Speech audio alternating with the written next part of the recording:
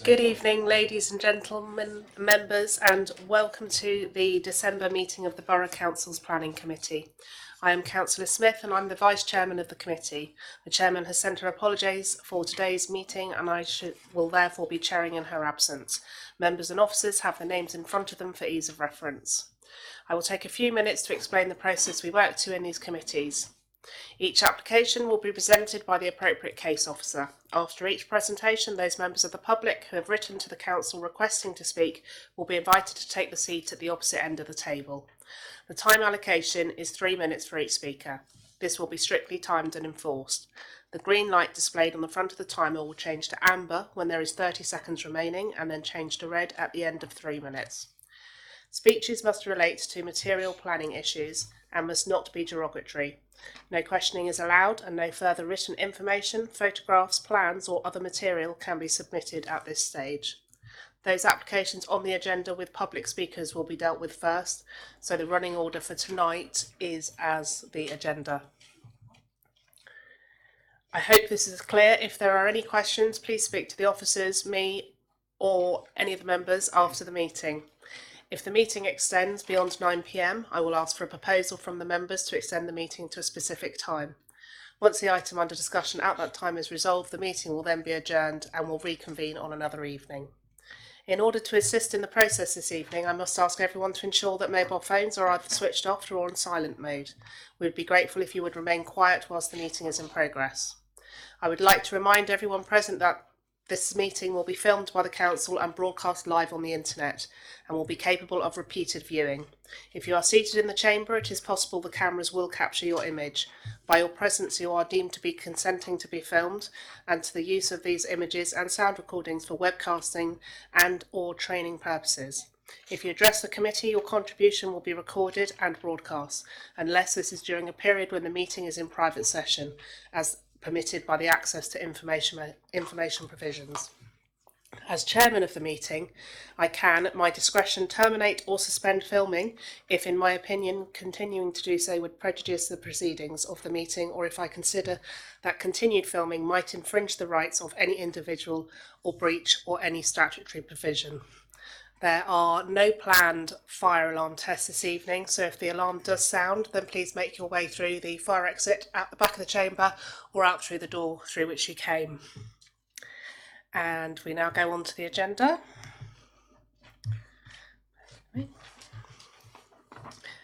First item on the agenda, apologies for absence. Yes, Chairman. I have apologies from Councillors Deadman, Bath, Gary, Grace, and Watts. I'm definitely here. And do we have any declarations of interest? No declarations of interest. We'll then go on to the minutes of the previous meeting. Can I have a proposer for the... Thank you, Councillor, and thank you, Councillor Neil. Proposed and seconded. All those in agreement, please show your hands. That's unanimous. And we go on to the agenda then. Start with 4A, number 9, Orford Close. Good evening, members, ladies and gentlemen. This is an application to raise the roof to provide accommodation in the roof space and a single-storey front extension, which is effectively a porch, the property at 9 Orford Close in Christchurch. The application comes to you at the request of Councillor Mrs Spittle on the grounds that it will have a significantly detrimental impact on the character of the area, harming its distinctiveness, and is such is contrary to policy AG2. Go through the proposal. This is the right. This is the property in question. At the moment, it's a bungalow. Orford Close is a row of existing bungalows. The site slopes. This is the higher land backing onto Greenbelt and open area of St Catherine's Hill. This property is set quite well back off of the road, and it is a higher level from the road. You can see here it slopes up. There's a significant monkey puzzle tree in the front garden, and there's another bush back here, and you've got two long driveways down the side of the property, and that's the garage, and this area here is a conservatory. So you've got a bungalow with a ridge running along here. This is the existing rear of the property with a large conservatory in this location, and you can see there's good vegetation to the neighbouring properties. This is an aerial photograph of the property itself, and then these are the indication of where the objectors live who are concerned about this application. We have a letter of no objection from one of the neighbouring properties itself. This is the bungalow at the moment, fairly low-key, relatively small-scale bungalow, and the proposed, this is property from the rear as it stands at the moment. The proposal is basically to raise the roof of this property by about 1.1 metres to put rooms in the roof.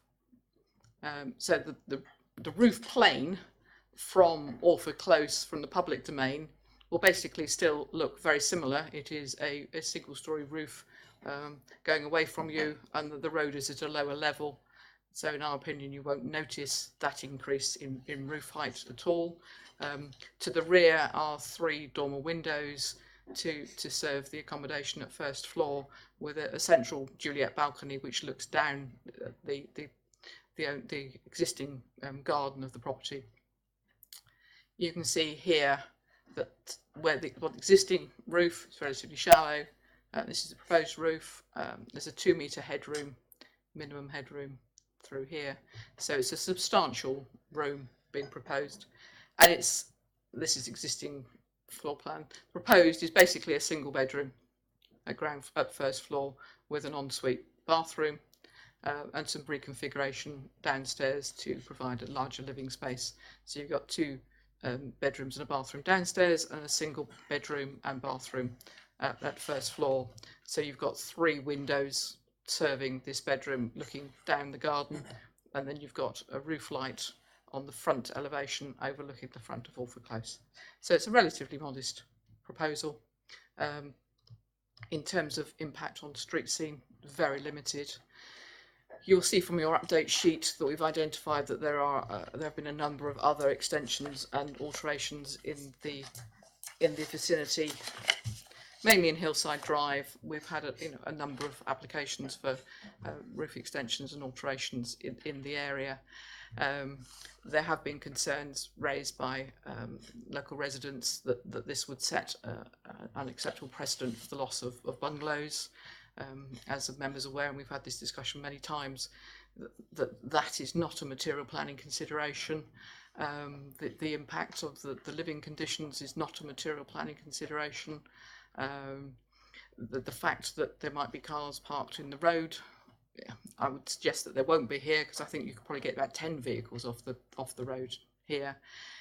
So a number of the concerns raised by local residents are not material planning considerations. What you need to concentrate on here is the visual impact of that in the street scene, which is very limited, impact on neighbours, which is non-existent, and we, you say, must remind you, actually have a letter of no objection from a neighbouring property.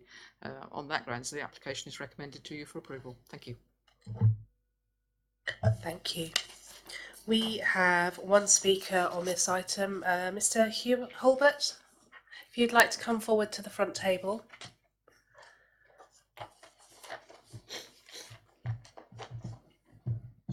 If you could pop your microphone on, and then if you introduce yourself, and once you've introduced yourself, then we will start the clock and you have 3 minutes. I'm Anthony Hulbert from 3-4 and Close on Casson's Hill, and I'm speaking against the proposal. I feel a bit terrified and rather outnumbered here. I hope I get the job. If you stand in Marlow Drive with the shops on your right, and on your right is the older part of the estate where they have high roofs, and a lot of them have had buildings and rooms added. On the left is the newer part of the estate, newer, it goes back to the 70s. They have crucially low pitch roofs.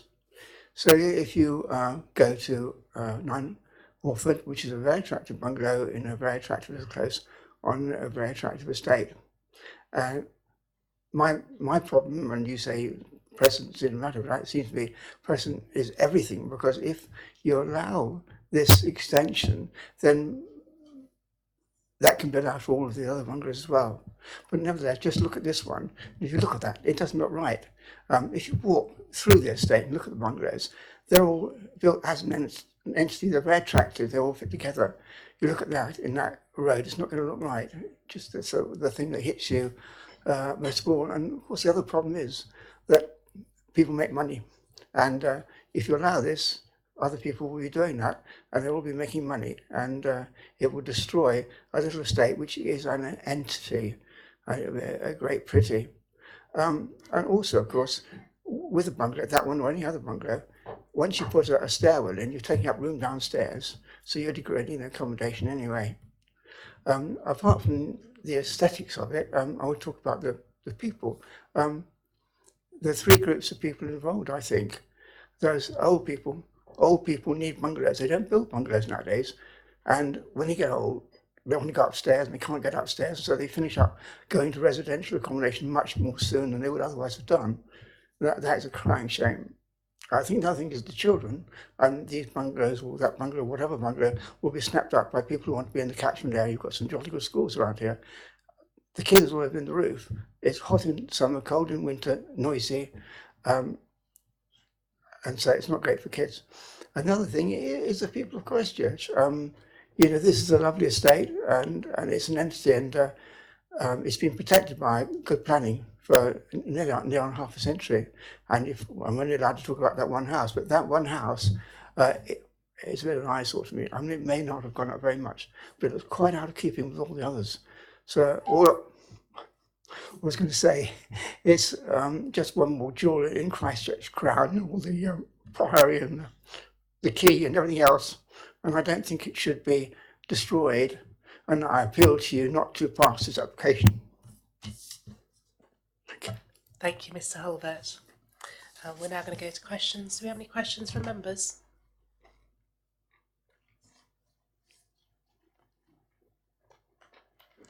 No questions. In that case, we shall go to debate. I expect the ward councillor would like to speak first. If I could just pass you on to our legal advisor first. Yes, councillor. The reason I asked the chair originally to have a quick word was essentially because you're the one that called this to committee. And then looking at the agenda paper, it says that you've called it in on the grounds it will have a significantly detrimental impact. I must remind you, obviously, the issue of predetermination and whether or not your mind is closed to a matter. And I take it in this instance, your mind isn't closed, listening to all the arguments today, and you're going to form a fair and balanced view without having predetermined the matter, which on first blush, it could be said that you have because you used the word significantly detrimental. So I'm just reminding you, you have to make a fully informed view, listening to the argument, all the papers and presentation before you, and that your mind isn't closed. And I take it that is the case. Thank you. In that case, ward councillor, Councillor Spittle. Thank you, Madam Chairman, and thank you, Mr. Lucas, actually, for that advice. The reason, in fact, you have confirmed exactly why I wanted to bring this item to the committee, is not necessarily just this particular, the design or the planning aspect, actually, of this application, but just to remind those of us who were in the area in the 1960s, 70s, when this development was built by, first of all, Chown and then Davis Estates. It was actually an award-winning estate, composing mainly of bungalows, and with, I'm sure the councillor on my left will possibly remember this, but they were made with brick-built chimneys, and then the walls came in separately. And in fact, they received an award by a national paper. I agree, and I'm grateful to the officers for producing this list, that there have been a number of alterations to bungalows, converting them to chalet bungalows since they were built, and also completely altering the general vista of the whole area, except for Orford Close, because I hope that you have visited Orford Close either tonight or today or during this week.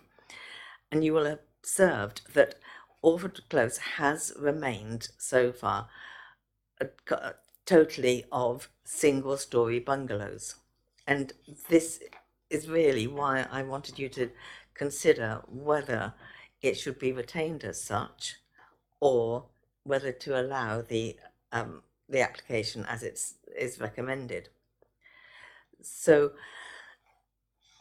as my recommendation, or my my recommendation said, I would like to hear the debate and also the opinions of my colleagues to see whether they feel that Orford Close should be allowed to start alterations, or whether it should be retained, as one of the objectors has said, an architectural gem of spacious open planning. So I leave it to you, and I trust I look at Mr. Lucas to say I trust I did not give any preferential reasons or objections. It's just simply a matter for yourself, councillor, as to whether or not you formed a conclusive view. And as I explained, you've obviously taken into account the presentation this evening. You've heard the objectors, you've heard the planning officer and the report. It's just where you referred to the word significantly detrimental. It could be read on first blush that you have formed a conclusive view, and the test for predetermination is whether or not to a fair-minded, fully informed observer would think that actually you've closed your mind already to that particular issue. You've obviously said in your presentation that you're willing to hear the debate and hear it progress, and obviously vote on the merits therein. It's fine, councillor. Thank you. Councillor Jones. Thank you, Chairman. Before I comment on this application, there seems to be a slight dichotomy here. We are told that when we call an application to committee, we must give planning reasons for bringing it to committee. Now, we're also told that if you give those applications on first sight, it might be thought that you predetermine the issue. Now, I know, and I think most of us who've been sat on this committee for many years will know that you can think that there may be some merit in an objection, and that merit, or the other way, reason for approval, and that reason is a valid planning reason, and therefore, as Councillor Spittle has said, that it might be felt that this is worthy of being brought to the committee's attention. I'm a little concerned now that it seems to be that we're in danger if you give that this is why you've caused it to the committee, because you feel that there is an argument that it might, and I would hate people to feel restricted and deterred from calling in applications to committee because they might be thought to prejudge them. It's quite possible, as I'm sure we all know, that you might think there is merit in a reason for calling it in, but that merit may be outweighed by arguments on the other side. But from what was just been said, I'm sure that there's no intention of deterring members from calling an application in on valid planning grounds. I wonder if the legal advisor could comment on that, please. Thank you, councillor. Yes, you just mentioned yourself, and you pick up the key points, essentially, that is that it might have an impact. If you look at the representation Councillor Spittle has made, she says that it will have an impact. That seems, in my respectful opinion, that it could be seen a conclusive view has been made. You mentioned the word might here in the actual agenda papers as published. Councillor Spittle's called it on the grounds that it will. Now that seems more conclusive than, as you eloquently put, on the basis of it perhaps being might, a prospective or possible impact. In this particular instance, the public obviously can read the agenda papers as published. That's in the public domain, and then we have there that it will. Now there's a distinction and a nuance between the two. It's essentially for yourselves, councillors, as to when you call in an application, as to how far you go in actually making your representation. Legal officers are here to advise. If you want to call an application in, we're here to advise. You're at liberty to come and stand by our desk and have a word, and we'll help you formulate some views on the terms of the policies. But to go as far as to say that it will, I think a fully informed, objective member of the public could arguably make a case to say that there was a conclusive view.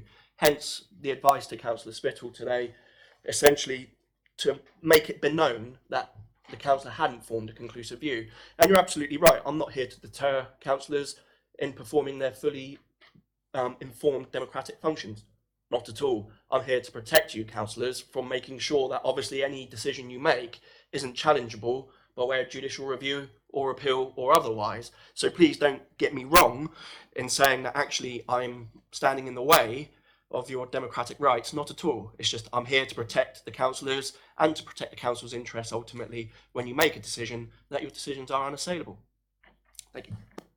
Thank you very much, Chairman, and thank you for your indulgence in allowing me to clarify that matter. Turning to this application, I think it comes back to the basic point that when we're considering an application, it is not for an applicant to show why he should do something with his own property. It is for us to show why, in terms of the planning policy framework, he should not. And the planning policy framework, unless it was something along the lines of that a development would be out of character with the street scene, relates basically to that particular application. And looking at this application, while I understand the concerns that have been raised, I understand the points about precedent and so on, and sometimes in planning it seems to me that 1 week precedent is not an argument and the next week it might be because we've approved something before. So for consistency, we have to follow that particular line of argument. And I'm sure members will recall that on a lot of occasions we have looked at this type of application. Now, I have to say that I understand the concerns that the objector has raised, but I cannot see any valid grounds in planning policy for refusing this application. It's, as I think the officer said, a modest development. It is not anything like as intrusive, in my opinion, as some of the developments we have seen applied for and indeed granted in recent years. And therefore, Chairman, I'm very happy to propose that it be approved as set out. Thank you, Councillor Jones. Do I have a seconder for that? Councillor Neal. For the same reasons, I can't actually see any reasons against the officer's decision, and I support that recommendation, including the conditions, the 4 conditions. Thank you very much. Councillor Hall, you wish to speak?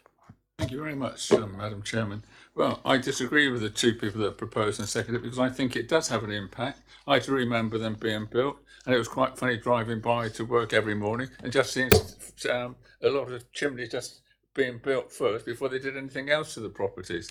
But I do think that it is going to be detrimental, and I think that we've got policies here that would support refusal, HE2, HE12, and also if you look at what we could have is that the proposed scale and form of material to it are not acceptable, and the character and appearance of the parent property and locality will be adversely affected. And I think we could use policies HE2 and HE12 to refuse it. So, Madam Chairman, I will not be supporting approval. Thank you very much. And if I had a chance, I'd go for refusal. Thank you, Councillor Hall. Do we have any further speakers? We don't, so we will go to the vote. The proposal is to approve the application as set out, including the conditions attached. I will be voting on all matters this evening, so all those in favour of approval, please show your hands.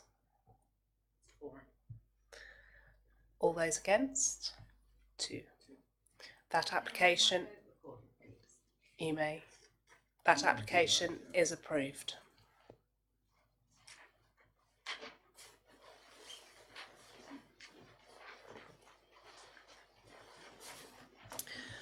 We now move on to item 4B, which is 28 Mallard Close. Thank you, Chairman, and good evening. The following proposal is a householder planning application brought to Planning Committee because the applicant is an employee of the Council. The application site is 28 Mallard Close off de Havilland Way in Mudderford. It's a semi-detached 1970s dwelling, and it is on an open plan estate with a public footway as opposed to a road outside. You can see along the front of number 28. Car access to the house is via a dead-end road where number 28's detached garage and driveway is positioned. You can see Mark's garage on that plan. A brick wall runs from the side of the house to link up with a detached flat roof garage, and this encloses the current back garden. Sorry, I'm going back and forth between block plans. The existing wall is marked blue. Thank you. And it links up with a small gate down by the side of the garage. It's proposed to remove this wall and bring a replacement 2-metre brick wall forward to enclose a greater area of rear garden. Originally, the wall was to be positioned directly on the back of the public pavement outside, but is now placed 1 metre in from the pavement, allowing a landscape strip in the intervening area. That's the area. Sorry. That's the strip there with a slightly repositioned footpath to the front door as well. As well as the footpath to the front door, this allows the driveway to be widened to allow additional parking area and gates to be positioned in front of the driveway itself. So in this picture here, we can see the original wall as it's set back and linking into the garage in the front elevation. You can then see how the wall would move forward at 2-metre height, so above head height, and that would be linked up with some soft landscaping in front on the 1-metre strip next to the footpath. Much, if not all, of these works might normally be permitted development were it not for the fact that permitted development rights were taken away when the houses were permitted in 1972. The purpose of this was to retain the open plan feel of the estate into the future. The primary planning consideration is whether the proposals harm the appearance of a locality. There's some other walls and fences in the area that run up to the back of footways, but they're not attractive and impose an enclosing and imposing feel. This is particularly unwelcoming and imposing to those walking through the area. Now, here are some photographs of the garden in question. You can see the signpost, the footpath signpost. You can see the wall, the garage on the right-hand side in the right-hand photograph, both the top photographs. And you can see how the wall currently links across. The walls come far forward of there and be 1 metre back, leaving a small 1 metre long, wide grass strip. These are the other walls in the area that have, particularly the one in the top right-hand photograph, you can see going to the back of the footway. So they do occur in the local area. But you can see they can create a far more enclosing impact on the footways. However, the wall is set back 1 metre from the edge of the pavement, leaving a landscape strip, and it is considered this is enough to prevent the claustrophobic impact. Materials can be controlled to be the same as the adjoining house and building. The details of the soft landscaping and landscaping strip are also proposed to be controlled by a planning condition. The result will be a widened driveway providing better off-street parking with gates, a 2 metre high wall of similar appearance to others in the area, with a planting strip preventing the wall being overbearing on the footpath alongside. There are street lights in place that mean the walkway will remain well lit at night. We've actually gone to the bother of going there at night for you to demonstrate this. A single objector has highlighted that the house already has a parking area, which is true, that the parking area may have a boat or caravan on it, and a bollard hasn't been replaced. It's not considered that these points amount to any conflicts with policy or any reasons for refusal. The proposed developments will have a relatively small impact on the character of the area and accord with policies KS12 and HE2 as a core strategy. For these reasons, the proposals for a rear line wall and a larger parking area are recommended for conditional approval. Thank you. Thank you. Do we have any questions? We have no. Councillor Jones. Thank you, Chairman. Could you use your microphone, please? Of course. Just out of curiosity, is there anything, the double gates in the wall, I'm just going to give access to the inside the garden behind the wall. Is there any indication whether that's going to be grassed or hard standing, or is that relevant what he does with it? Or I'm looking at the application plan, and it gives us the existing wall which is to be removed. That's fine. It gives the proposed additional hard standing, and the proposed new double gate is indicated between the garage and the edge of the curtilage of the property. But the other side of the gate, the house side of the gate, is it intended to leave that? Is that going to be garden, or is it intended to be more hard standing with a double gate so we could get things through it? Or, quite honestly, is that relevant? To answer whether it's relevant, only marginally, and no, they haven't indicated anything there. You can see how the objector might have concluded that a caravan might be stored in there or something similar. But that is not a matter for the planning committee, even if it starts down as through you, Chairman. It's not a matter for this committee, even if he were to put hard standing down inside his own curtilage. They don't have permitted development rights on this estate, so they can't put down large hard surfaces. However, many hard surfaces are seen as de minimis, so small that you and I probably wouldn't bother the planning department with some paving slabs, for example. So if it were a gravel hard standing, that's not hard standing. Precisely. Thank you. Do we have any further questions? We don't have. Councillor Neil? If it was to be a hard standing, could the conditions not be applied to be a permeable surface? We wouldn't consider them necessary in this circumstance. Any further questions? In that case, we're going to move into debate. Who would like to start? I have no volunteers, so I shall do so myself. I can't see any reason to refuse this. It's only come before us because it is a member of the officers who work for the council, and therefore I will propose to approve as set out. Thank you, Councillor Hall. That's the second. We go to the vote. All those in favour? That's unanimous. That application is approved. And we move on to agenda item 4C.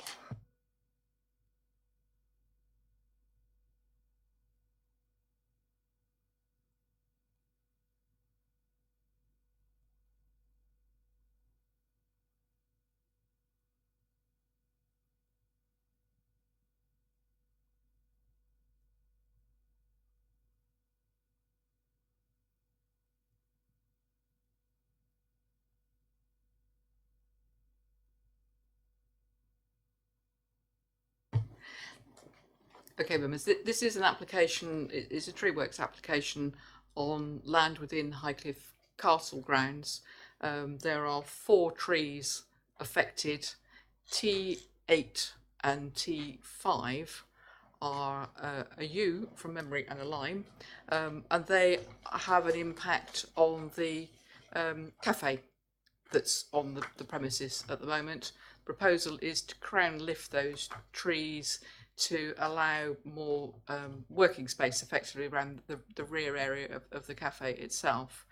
T12 and 13 are 2 dead trees, and the proposal is to cut them off about 10 metres high and leave them as a wildlife stump. I think if we look at the photographs are T5 and T8. You see, one's a yew. Sorry, I got the trees the wrong way around. One's a yew and one's a holm oak, and the proposal is to crown lift them by about 4 metres, which takes about a metre off of the branches here. So you can see they do have an impact on the rear of the cafe and how the parking area is used.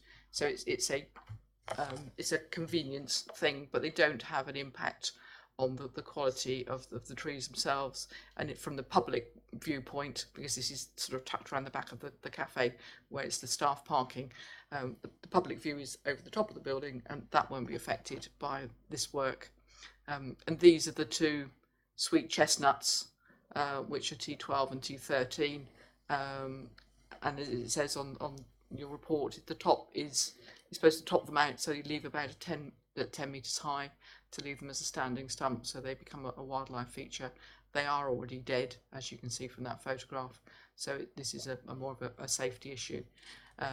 The trees are part of the wider works being carried out at the moment to the grounds of Highcliffe Castle as part of the improvement works which came before this committee earlier this year or late last year. But these are works that need to be done outside that because of due to some urgency. So they're recommended to you for approval. Thank you. Thank you. Do we have any questions from members? Councillor Hall. Thank you very much, Madam Chairman. Well, it does concern me when you're going to top the sweet chestnut and leave a standing stump. Surely these standing stumps, we had one in Convent Walk, and it looks horrible. To me, can't we take it right out and then replace it with a good standard tree, please? The proposal is to leave it as a habitat pole, and that is quite usual for trees such as this to be left in that situation.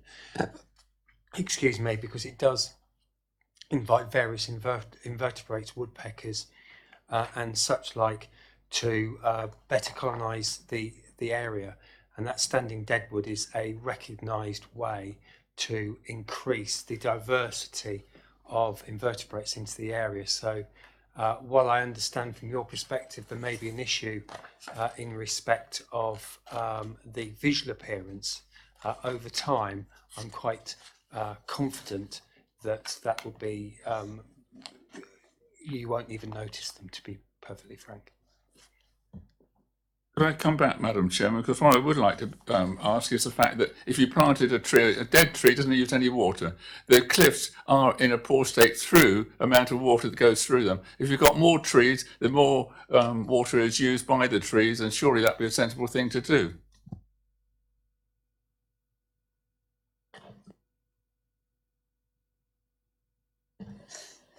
This is a heavily wooded area, effectively. And a lot of work's gone into looking at the whole of the landscape heritage work as part of the works for the protection of the castle, the setting of the grounds. The original scheme that came to you did have cliff stability information within it. This is a very, there are hundreds of trees on that site, and there are two dead trees on there now. Keeping those, there's a lot of other tree planting going on as part of the rest of the works on the site. So these two give the opportunity for a wildlife benefit, as well as the tree planting that's going on as part of the other wider works, as part of the heritage works. So I think rest assured that these will not affect the stability of the cliffs. We're as concerned as you are to make sure those cliffs are stable. Work is already going on that in the bigger application that came to committee before. I hope that helps. Thank you for a very credible answer. Thank you. Councillor Spittle. Thank you, Madam Chairman. Touching on what Councillor Hall has just said regarding the sweet chestnut trees, I know that in Druitt Gardens there have been some stumps that have been carved out, and given that this is a tourist area which is frequented by many families, etc., would it be possible to create or to simply carve the stump that is going to be left to be more visually attractive than just a stump? Thank you.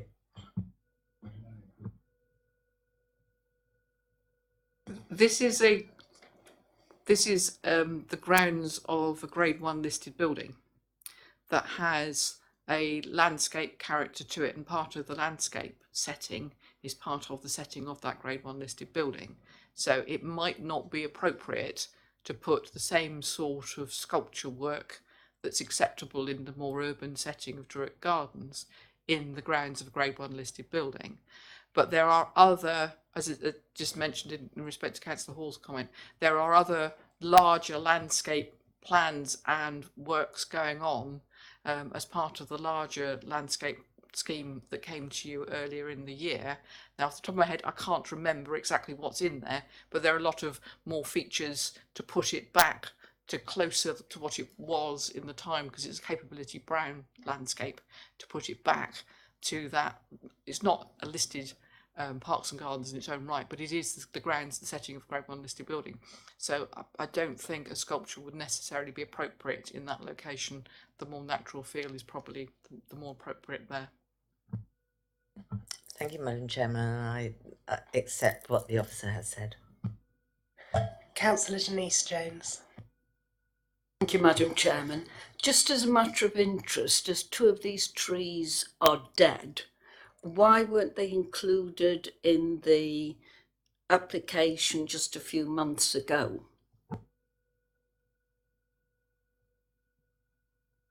If you give me a couple of seconds to read the report, hopefully it's in there. Just bear with me a sec.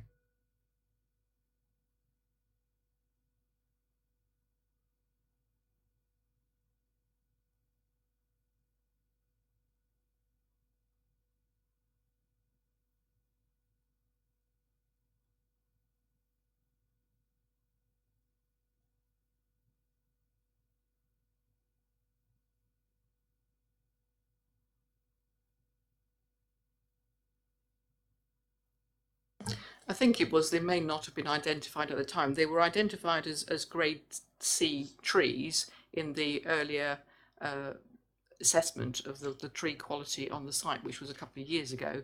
And I think they've probably failed since that work was carried out. There's a risk of branches falling, and this is a publicly used area. So this is why these particular trees are being brought to you tonight for determination, because they've sort of fallen outside of works that have already come to you. Councillor David Jones. Thank you, Chairman. Mention was made of invertebrates, and I take it that's a technical term for creepy crawlers. Do they not actually eat the wood? One word answer, yes. Thank you, Chairman. Through you then, we are leaving 33-foot high snack bars for various consumers of wood who will consume wood, that being what they do, and then sooner or later, as they'll probably start at the bottom, the tree will fall. Firstly, I'd say we should never deprive an invertebrate of its food, but I'm not the officer who deals primarily with Highcliffe, so you're going to have to forgive me here, but Highcliffe Castle trees are surveyed on a regular basis, and part of that survey would be to monitor the expected decline of those standing conservation poles, which would be created by the work that is proposed on the sweet chestnut trees. I don't see that there would be any danger to the public as those trees or stumps would in actual fact be monitored on a regular basis to ensure that situation didn't happen. But I do think the emphasis here is that the standing deadwood which these trees would create would bring in a greater variety of invertebrates, and that in itself would bring in, as you would expect, a wider variety of potential animal life and bird life, and therefore enrich the local area. So I personally don't see that there is a negative to leaving the trees as conservation bowls. Thank you, Chairman. I will return to that in debate. Do we have any further questions? In that case, we will go into debate. Who would like to lead?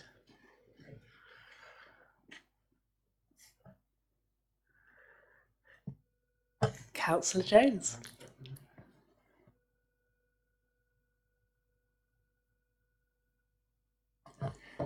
Thank you, Chairman.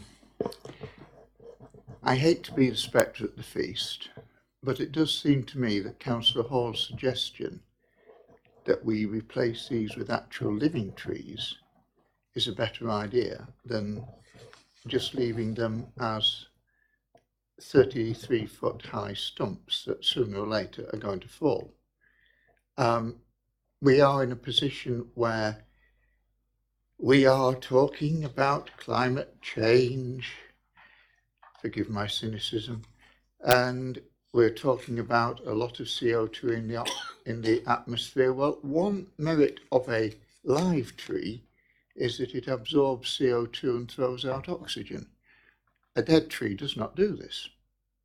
And insofar as it encourages the biodiversity, that may or may not be a good thing. But what I am concerned about is that sooner or later, and you wouldn't have so many firms making wood preserver if it were later, you are going to have a problem with this.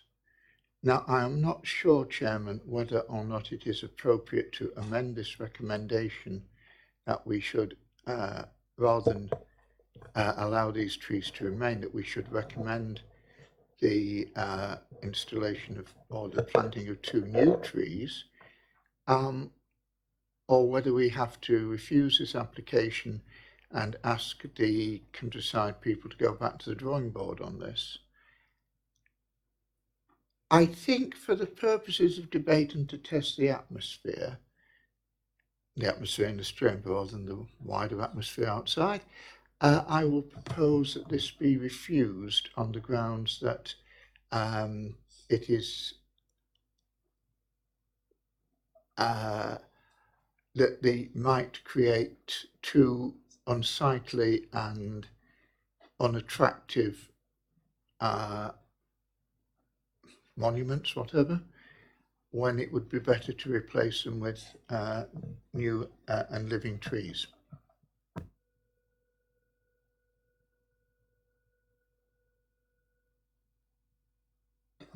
Would the officers like to come back on that?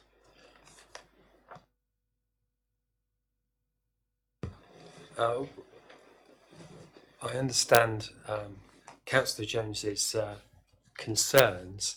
However, I think the thing that's important to note that the actual application to reduce the horse chestnuts to standing poles, as the trees are in actual fact already dead, they are exempt of the tree preservation order, and therefore the works can be done under what's known as a section 14, which means that any tree which is dead or dangerous, okay, does not require consent to be felled via the TPO process. It simply needs a notification that this is what's intended to happen.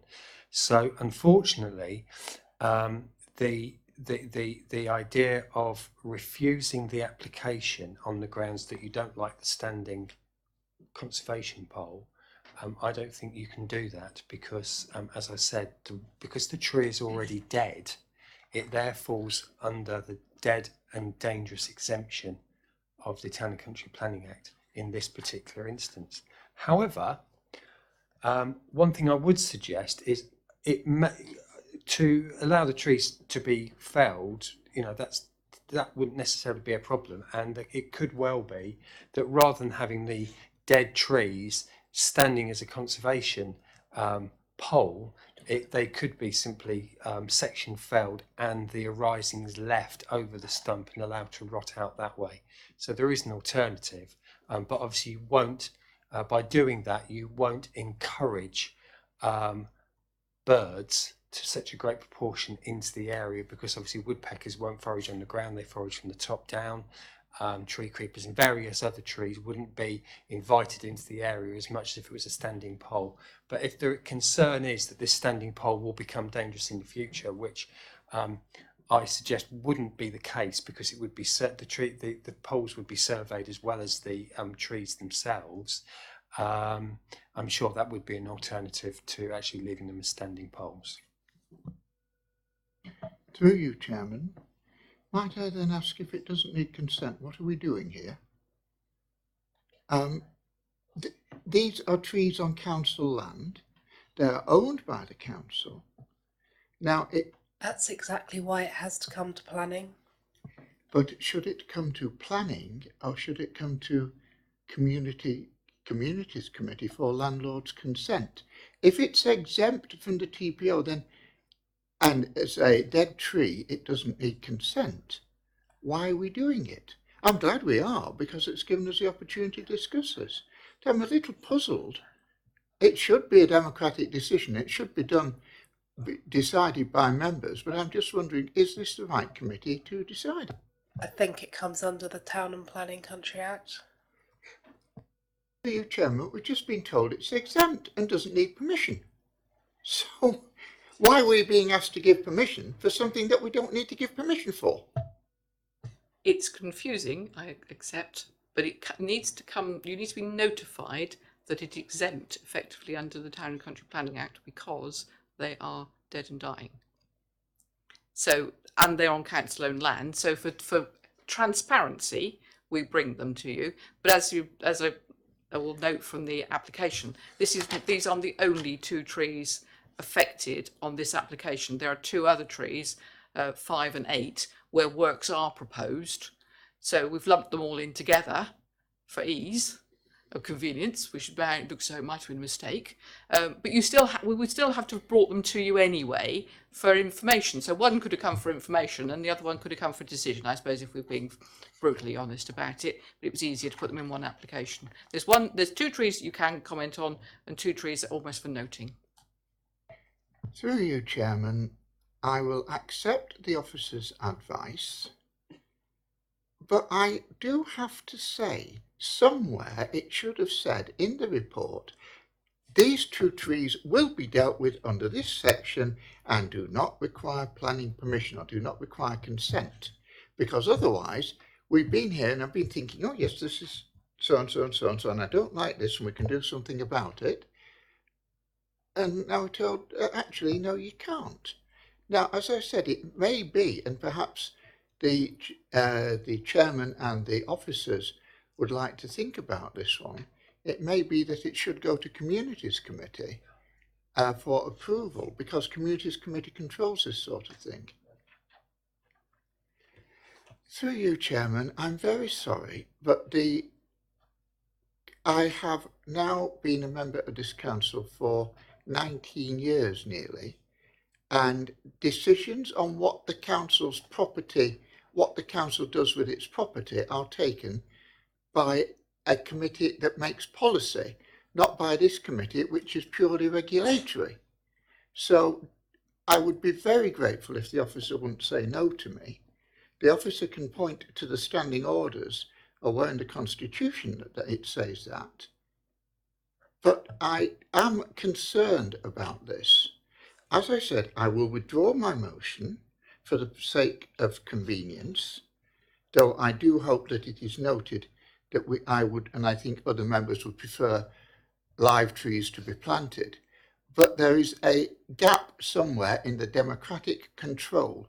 We are supposed to be a member-led council, which means the members make the decisions. And therefore, somewhere along the line, a member or a members committee should agree to this being done. Thank you. Thank you, Councillor Jones. I believe the officers will respond in a moment. I'm wondering if we could ease the pain of having these 2 trees topped out at 10 feet, I think it was, and suggest that maybe we put an informative note on that they actually plant a couple of extra trees as well as all the planting that we agreed to earlier in the year, and that might ease the pain of having the 2 that are going to bring in the birds and the insects. I'd be happy with that, Chairman.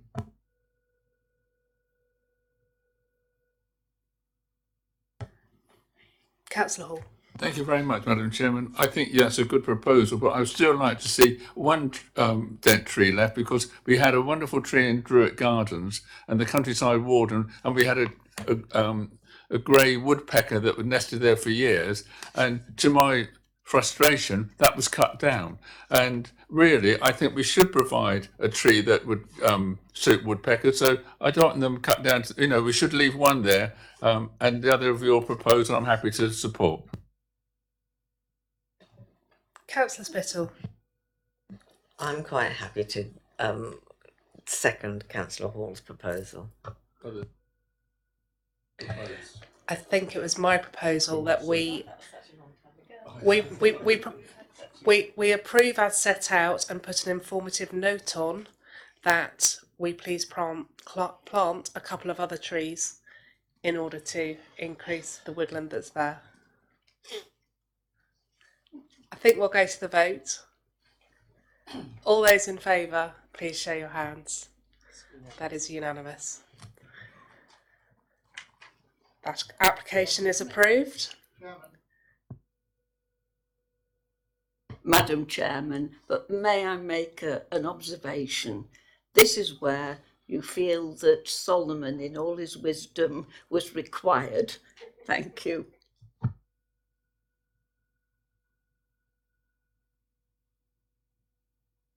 Let's not cut the trees in half. We now move on to the next application, which is 28B Smuggler Lane North. Thank you, Madam Chairman. Members, this item was brought to committee as the tree works application has been submitted by a member of staff. The application is to remove this fir tree, which can be seen over the roof of the property, and you can see where I took the photograph from this top diagram. And again, you can see from Smugglers Road. And again, this is taken from a public footpath running down the side of the adjacent properties. The tree itself, my apologies, the tree itself is it's basically outgrown its situation. It is starting to decline. It's a fir tree. It's been there for a number of years.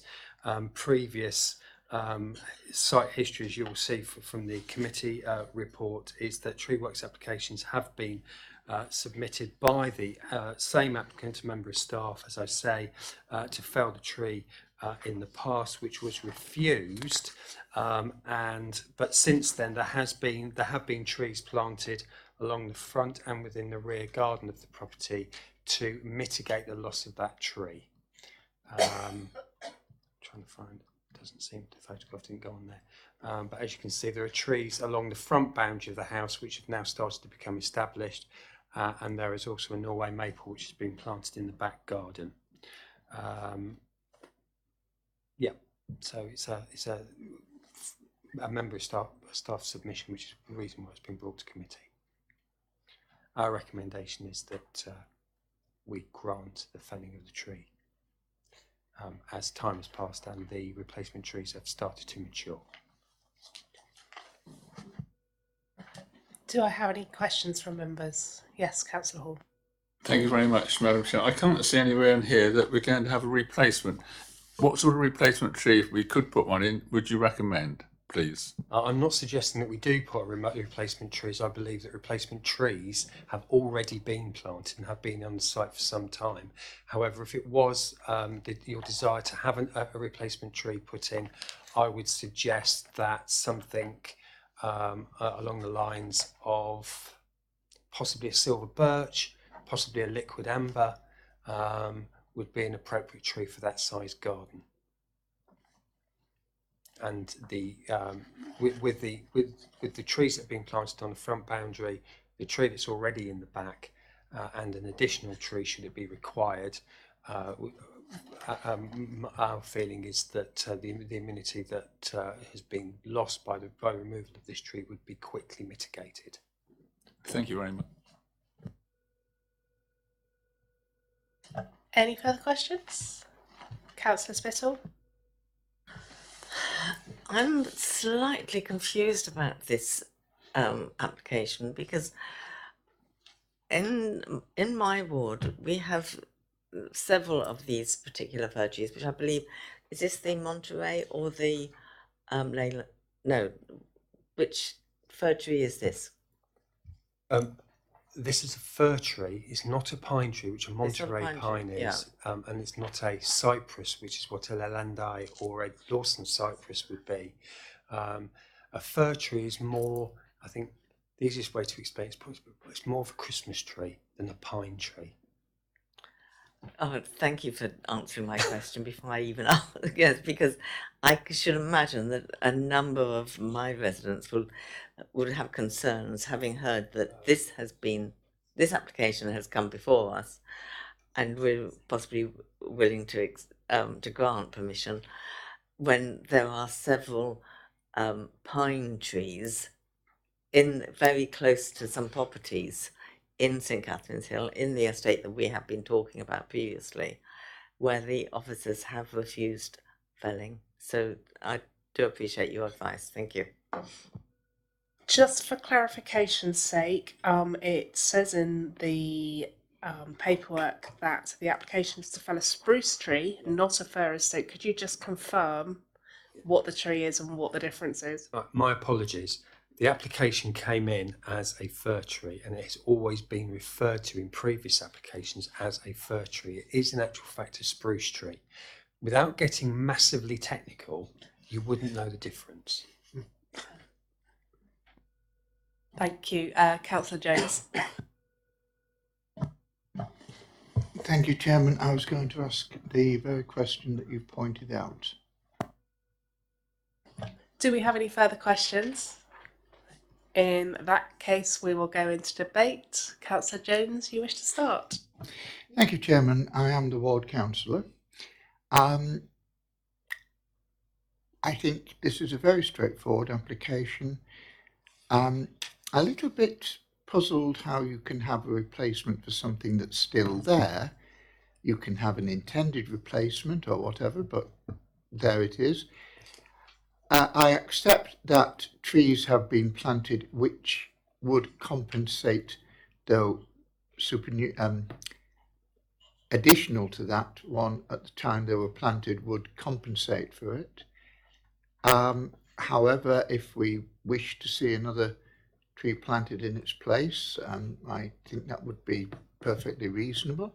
And I'm happy to propose a set out, depending on the wish of the committee, as to whether a replacement tree should be inserted. Would the officer like to just answer that one? Is it condition 5, I believe? Yes, as stated in the application. The previous application, which was submitted in 2014, as I understand, was refused. And the case officer at that time suggested that recently planted trees should be allowed to mature further before the application to remove the tree could be considered. It's my opinion that those trees have matured further now, and therefore the need for direct replacement is not necessary, as the what's the word I want? As the new planting that was put in anticipation of a resubmission has been done, they have now started to become established. So I don't necessarily think that in this case a replacement tree like for like in the same position is required, because there have been a number of trees planted since the previous applications in anticipation of the tree coming down. Councillor Hall. Madam Chairman, what I would like to ask, please, is that obviously these trees have been planted some years ago. Have you got a picture of them? Because it's all very well seeing the tree is going to come down, but it'd be very nice to see the size of the replacement. Yeah, no, my apologies. I haven't included those trees in the slides, and that is my mistake. I should have done. But if we look at, it's not very clear on the overhead. Are you able? You can on your screens in front of you. I don't know if you can see my arrow moving. These are 4 trees which are being planted in the front, and they've been in there for about 5 years. And I do apologise, but at the back over here, there's also a Norway maple which has been planted in the back garden already, which has now reached about 6-7 metres in height, which is it's well established. On the first photo that you showed, go back another one. Yeah, you it's can see possible. the height of it there. It is possible actually. It is that? No, it isn't that tree. It's not that tree. That tree's a couple of houses away. The tree that was planted in anticipation of the tree being felled, we haven't got a photograph of, but please be assured, I have seen it. It is there, and it is larger than any replacement tree would get in for a like-for-like replacement. So I can confidently advise the members that suitable preemptive planting has already been carried out. Thank you very much for that, and I agree with him.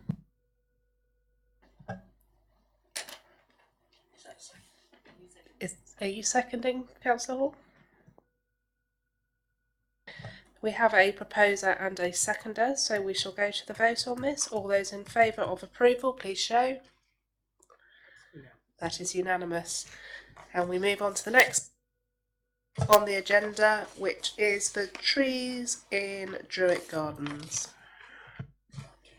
Madam Chairman, councillors, Druitt Gardens, we have a tree work application which has been submitted by Mr. Andy Beale of Christchurch Council, who manages the area, to reduce stems of a holm oak by up to 4 metres.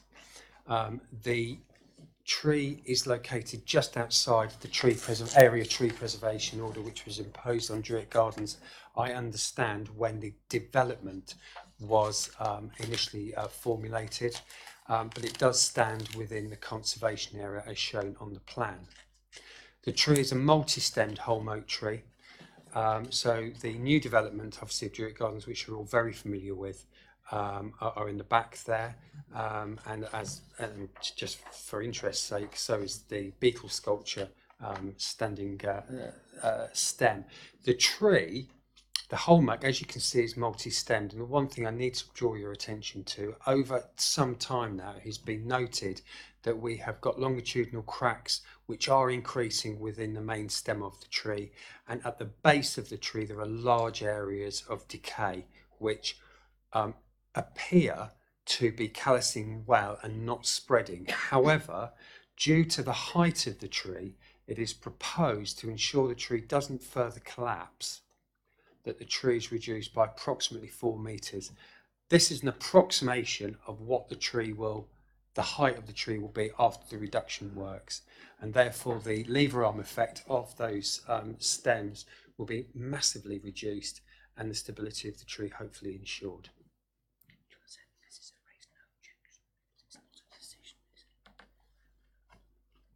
Yeah, the recommendation here isn't to grant permission for the works to be done, because obviously the tree stands within the conservation area.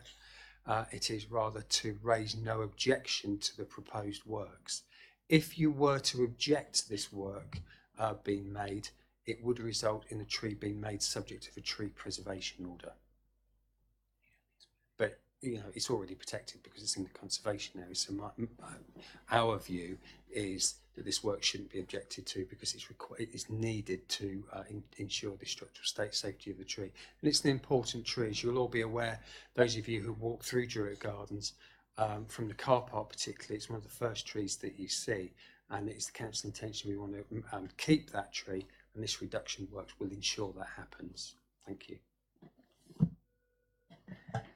We'll go to the members for questions. Councillor Hall got his hand up slightly before Councillor Jennings.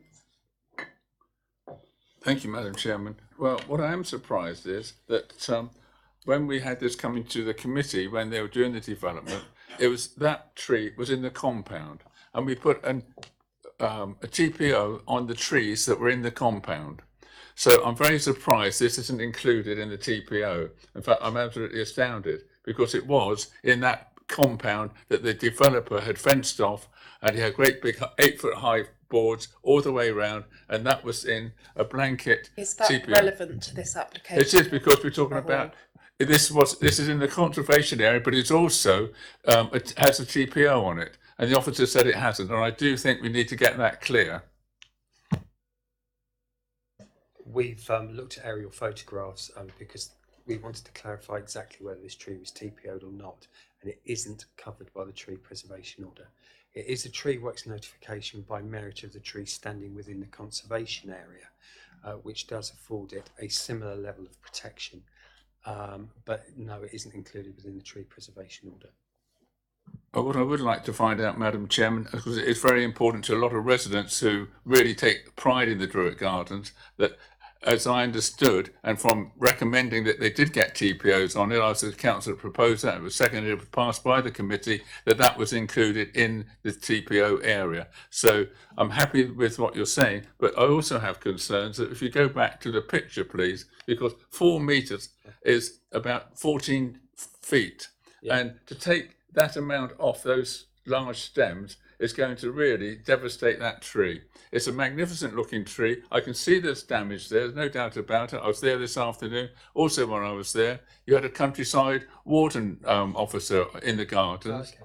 And really, I'm just concerned that if you kept it to the red line you've got on there, I wouldn't object. But I want to make sure that if that is granted, that we have officers on there to make sure that they keep to the boundary that you put with that red line or similar and not remove more. And I think 4 metres is more than you really require to get the shape that you put on the screen. The notified amount of work is for 4 metres, which has been submitted by Mr. Beale. My view would be that a 4 metre reduction would be sufficient to ensure the tree's stability. Obviously, it would have to be monitored, and as all the trees are in Druitt Gardens, they're surveyed on a regular basis. It's not something that this department does, but your grounds and countryside department, I believe, do that. I could just come back on that, if I may, because if you take that red line, you're talking about 4 metres. Could you tell me the height of the tree then? I was just going to ask that. Oh, I beg your pardon, yeah, sorry. That's good. The height of the tree, please.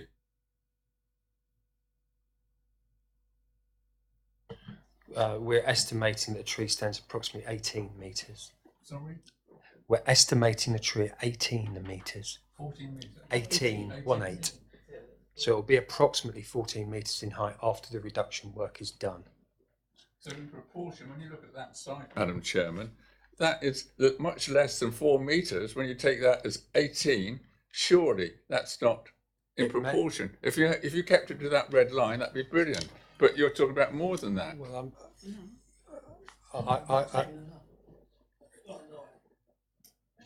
I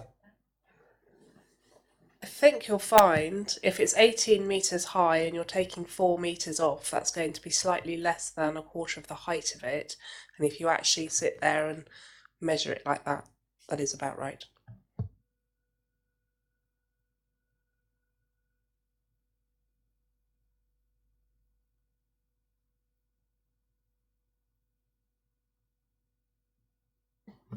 I think the important thing to be aware of as well is that obviously we're showing an indicative location for where the cuts are likely to be, but when the tree surgeons are actually in the tree themselves doing the actual work, they will have to take a view onto the best place to actually cut it, because you have to cut it at the appropriate cut points. But I am not expecting that tree to be any smaller than the indicated height, unless something dramatic is found once aerially inspected. Yes, holm oaks are very good at actually regenerating after work. Unlike standard oak trees, holm oaks are an evergreen tree, as you're obviously aware, and they're extremely hard. The wood is extremely, I mean, you can literally walk out on a branch almost as thick as your thumb, and they do regenerate after cutting very well. I'm going to intervene with a question.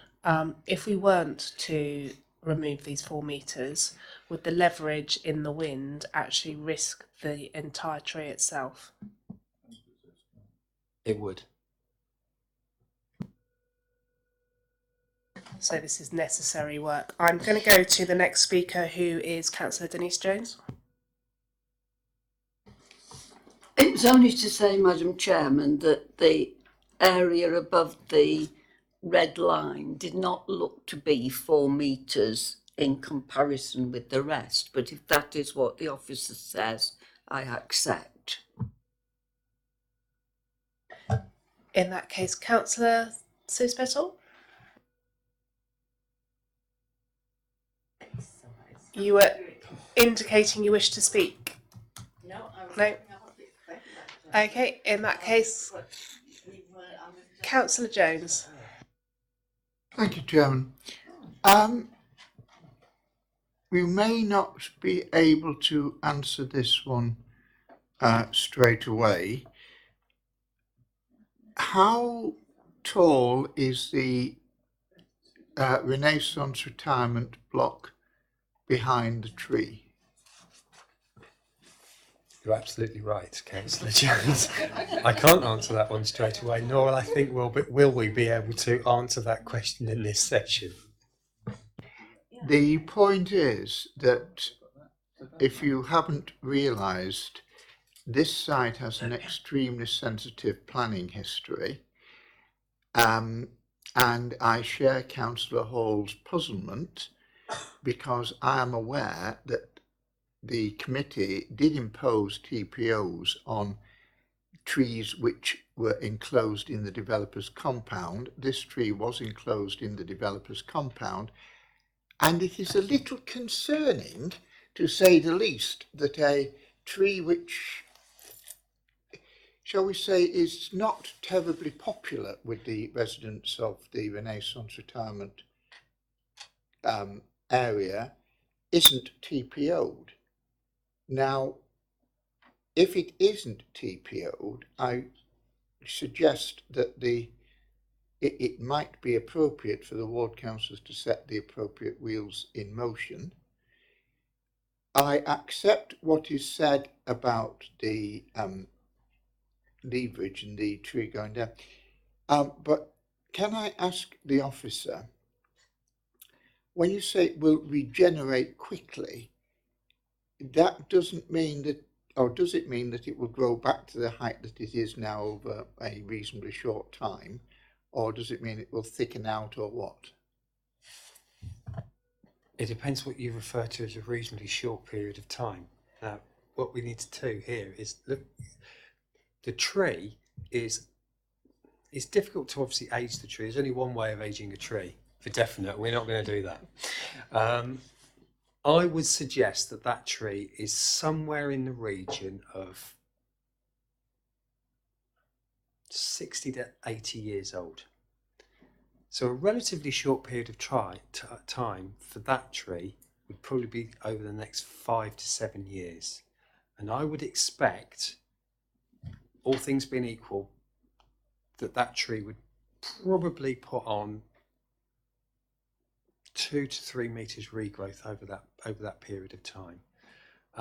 One thing we do have to take into consideration is the reason why we're doing this work, or the application. We're not doing it, but why the notification is being put in, and that is to address safety concerns over this tree.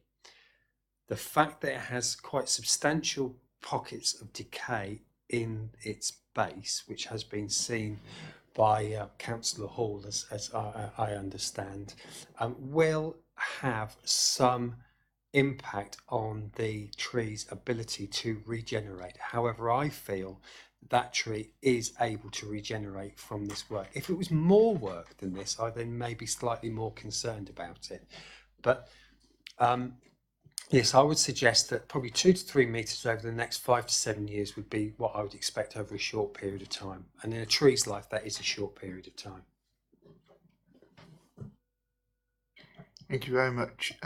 My first teaching job was in a school very close to Great Yeldon with the very, very, very old Yeldon oak. So yes, I know what the lifespan is. So,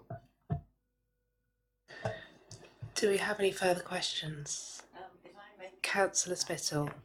You did, thank you, Madam Chairman. You did wonder what Councillor Horner and myself were doing behind the screen. We were actually measuring using a marvellous, just a piece of paper, and we do agree with the officer that what is proposed is actually a quarter of the tree's height, actually. So I'm quite happy. I assume we're going to go to the debate after we have finished with questions. But I will wait for the ward councillor to speak and open the debate. Thank you. Do we have any further questions? In that case, we shall go into debate. Ward Councillor, Councillor Hall. Thank you very much, Madam Chairman. Well, I am reassured slightly by the officers. I'm not completely happy because it does seem that we're reducing the tree to give light to a property that had a lot of controversial decisions made. But I do feel that if we can guarantee, and this is what I would like from the officer, because what you show there now, in my opinion, is acceptable. And when tree surgeons come along, and it happened to one tree in Druitt Gardens just by Druitt Hall, when there was a 3-stem tree, and the officer that put this recommendation forward, Mr. Beale, wanted it cut down. Luckily, as ward council, we managed to save it, and it's a magnificent tree now. And all they did was take 2 metres off the top. And now it looks really stunning and people admire it. So I am very concerned that we do get the right amount of reduction. And I think 4 metres is quite a lot of material to come off, but we don't want any more. I'd like to see that if we could reduce it just by 3 metres, it would be far better for the tree. Thank you. So I'd propose that if we could get it down to just reduction of 3 metres, I'd be very happy to support it.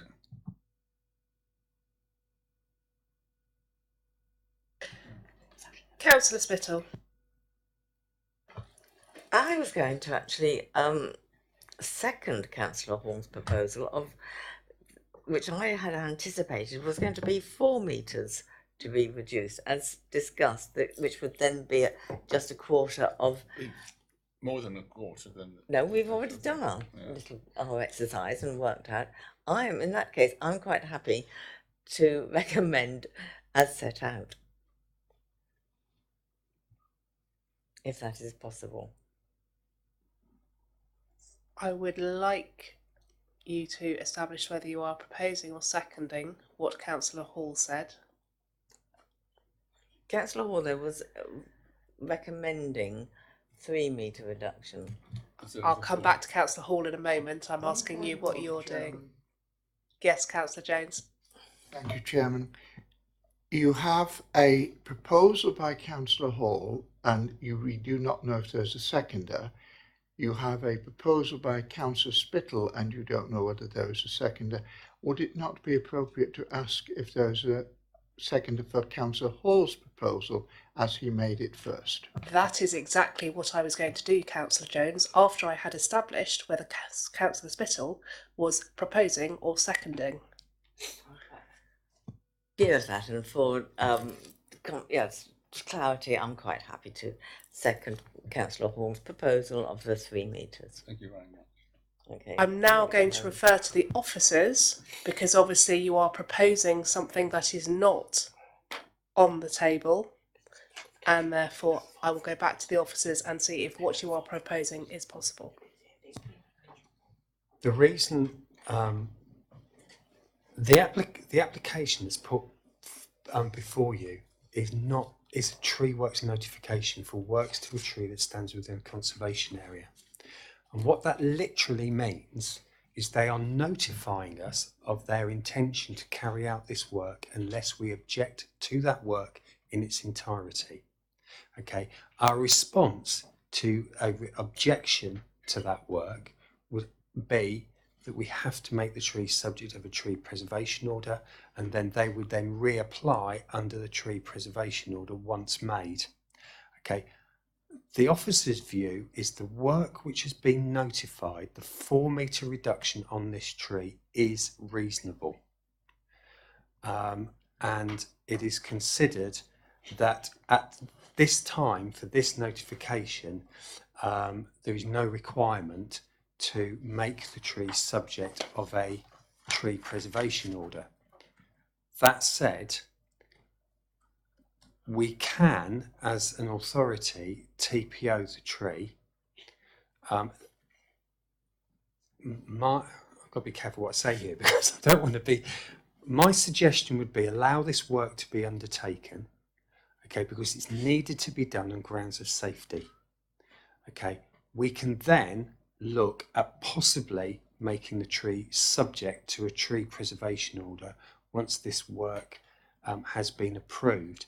But the one thing that I will have to say is that part of the tree preservation order test is that the tree has in excess of 10 years safe, useful life expectancy.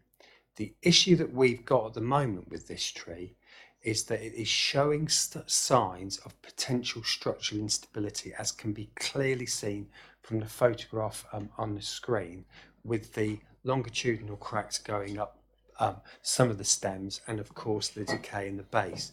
And whether or not that tree is actually on, if we take the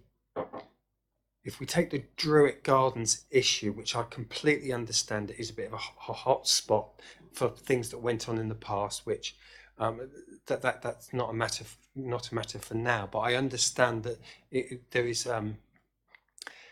there is history associated with Druitt Gardens. But if we look at this tree in isolation, what we would do is I would quite happily go out there and assess the tree to see whether or not we felt that the tree was a suitable candidate for including within a tree preservation order. My concern, and I'm not preempting my answer, my concern is the potential structural failures that tree has and whether it is in actual fact a suitable candidate today for inclusion within the tree preservation order. But if I can go back to my original point, I believe that this item is being put forward on safety grounds. Okay, it's not being put forward to allow more light into the Druitt Gardens development. It's being done on safety grounds, and that work should not be delayed. Thank you. Can I just confirm, Councillor Madam Hall, Chair? you wanted to come in. Yes, please. And I may just confirm then. So, who's the applicant on this? Is it Renaissance or is it the council? It's the council. Council, fine. Question, if I may, is that I still maintain, Madam Chairman, that it's already got a TPO on, but that can be sorted out when you go to the office and sort that out. The officer's shaking his head. I was at that meeting, I proposed it, and that was included in the site that was fenced off. But what I am saying is that if you can guarantee that they won't take more than 4 metres off that height, the line that you put on there, then I'm happy to change my recommendation to as set out, Madam Chairman. And I think Councillor Spittle would be happy with that. But I'm not happy doing that, but I want the guarantee that it'll be no more than 4 metres, and when they do the work on there, there's someone supervising it. We will ensure that the tree works are as close to 4 metres as we can possibly get it. We do need, if I may, we do need to obviously make sure that the tree surgery work which is undertaken with the best possible regeneration results. So 4 metres may end up being 3.5 metres, okay, and 4 metres may end up being 4.25 metres. But yes, you know, there has to be I can't give you it's going to be at exactly 4 metres. No, I can't do that. But where it's appropriate, I will most certainly ensure that the work is kept to an absolute minimum. With that reassurance, I'm very happy, Madam Chairman. Councillor Jones. Thank you, Chairman. Looking at the picture on the right, if that picture were not there, if that hole, that wound, whatever, were not there, I would not be supporting this application. Because, to my mind, I am very, very suspicious of works that are applied for or relate to trees that have been, shall we say, the subject of concern in the past. And a number of trees on this site were actually had to be removed because the developer unfortunately cut through their roots. So I am a little concerned, and I do share the concerns of Councillor Hall and the residents on this matter. However, can I ask the officer for an assurance that if looking at the tree, and all right, you're talking about taking 14 foot off it, and I don't think anybody would argue if you had to take 15 foot. But if it is necessary to do anything, when you look at the work and you find that it is more than what we have suggested, which I think the committee will be happy with, would you be prepared to come back to the committee and say, look, we've looked at this, we're going to have to take 20 foot off it or whatever? I'm not the applicant. I'm the case officer looking after this particular tree. I can't make any guarantees, but what I will say to you is if and when the work is undertaken, the work will be kept to a minimum up to that 4 metre reduction. If at the time, I'll make sure that I'm on site when the contractor's there, as will Mr. Beale be, okay, and I'll brief the contractor and Mr. Beale, okay, of exactly what your wishes were as committee members. The slight reservation that I'm having is that if, and I'm not suspecting this will happen, I'm just being devil's advocate here a little bit, I suppose. If it transpires that the tree is more structurally unstable than we think it is, and we won't know that until we actually get up inside the tree. Well, I won't be getting up inside the tree until the contractors get inside the tree. My tree climbing days are long gone. We may have to act quite quickly, but it would be a case. I'm not suspecting that's going to happen. I'm not suspecting that for a moment, but I'm just the likelihood. What I would say is that if there was a further risk of future failure, we would contact you as individual members rather than the committee, okay, to discuss the matter with you and make you aware of that. I don't suspect that will happen for a moment. Mr. Beale is a very competent tree inspector. I've inspected the tree, and so has my colleague, and we think that this work will be more than sufficient to address the safety concerns we have. But for me to actually say, yes, I guarantee this won't happen, until we actually climb the tree, I won't know. But we will make sure that the work is kept to an absolute minimum. I'm quite sure that it won't be any more than that. Through you, Chairman, if I may come back, would it be in order to put a condition on this that the committee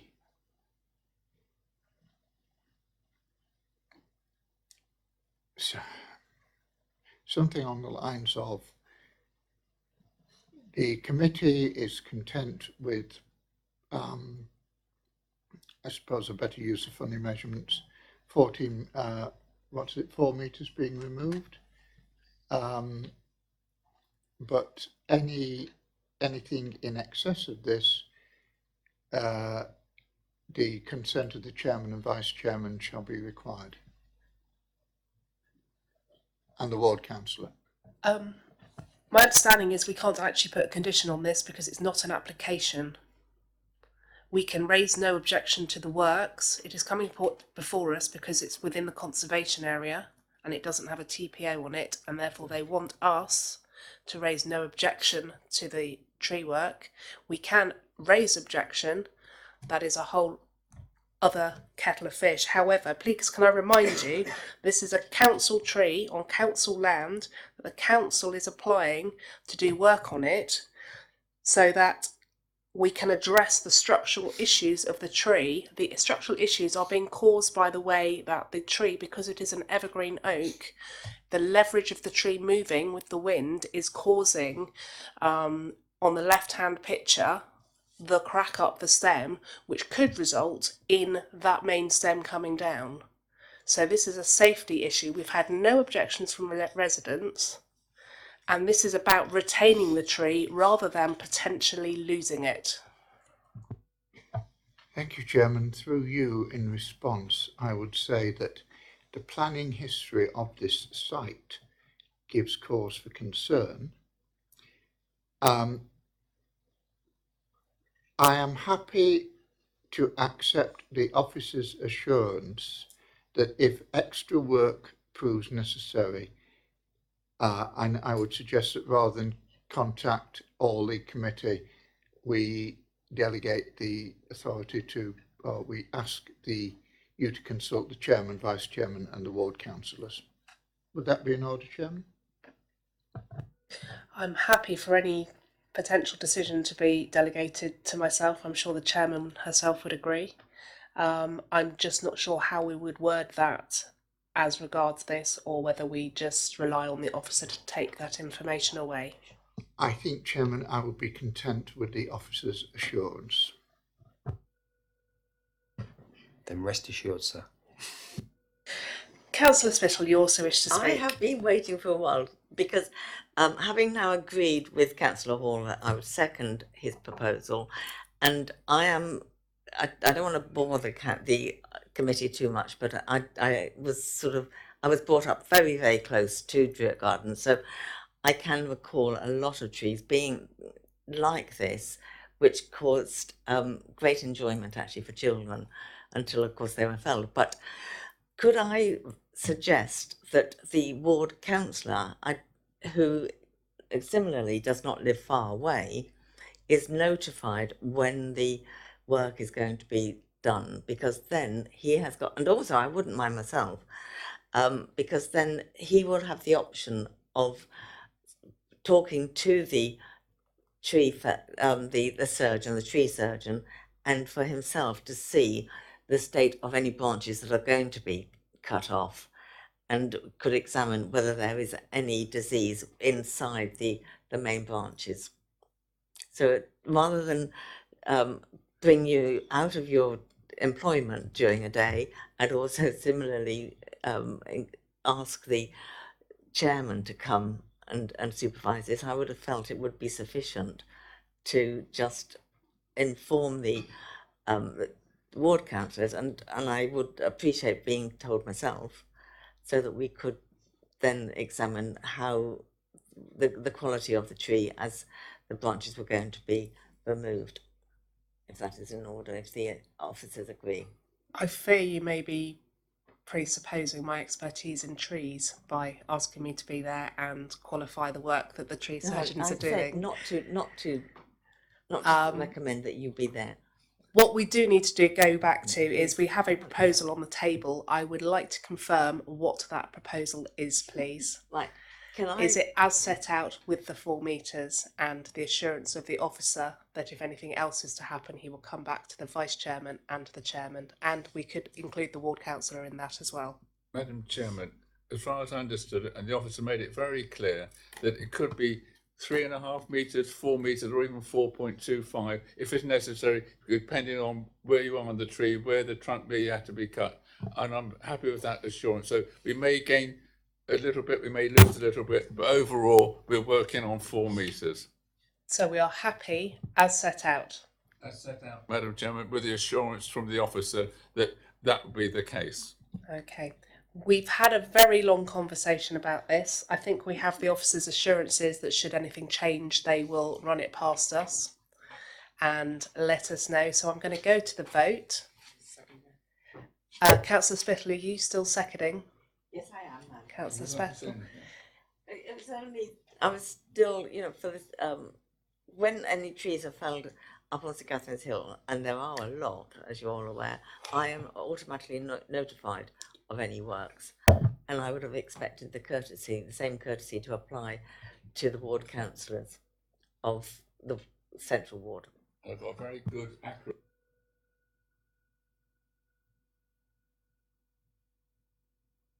So we're going to go to the vote.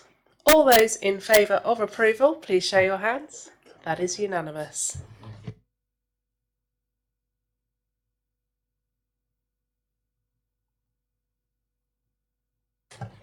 And that closes the meeting at 20 to 8.